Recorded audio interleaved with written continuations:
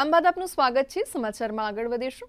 રાજ્યના શિક્ષણ વિભાગ દ્વારા સર્વાંગી શિક્ષણ અંતર્ગત શ્રીમદ ભાગવત ગીતાના સિદ્ધાંતો અને મૂલ્યોને પાઠ્યપુસ્તકમાં સમાવવામાં આવ્યા છે। આ અંગે ભરૂચ જિલ્લા શિક્ષણ અધિકારી સચિન શાહે જણાવ્યું હતું કે સર્વાંગી શિક્ષણમાં ભાગવત ગીતા તેમજ રામાયણના પાઠ દ્વારા બાળકોને ભવિષ્યમાં પોતાના જીવનમાં આવતી સમસ્યાઓના નિરાકરણમાં મદદ મળશે।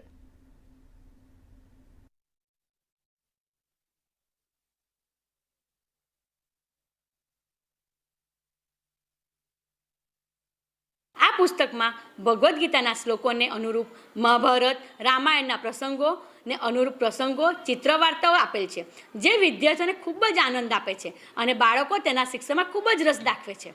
આ તકે હું આ પુસ્તક જે સરકારશ્રી તરફથી અભ્યાસક્રમમાં સમાવેશ કરવામાં આવેલ છે તે અભિગમ ખૂબ જ સરાહનીય છે। શ્રીમદ ભગવદ્ ગીતાના મૂલ્યો અને સિદ્ધાંતોનું પુસ્તક આ વર્ષે અમને મળ્યું।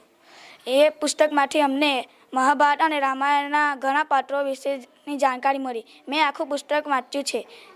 ચિત્રો સાથે એમાં આપણા સિદ્ધાંતોની વાત છે।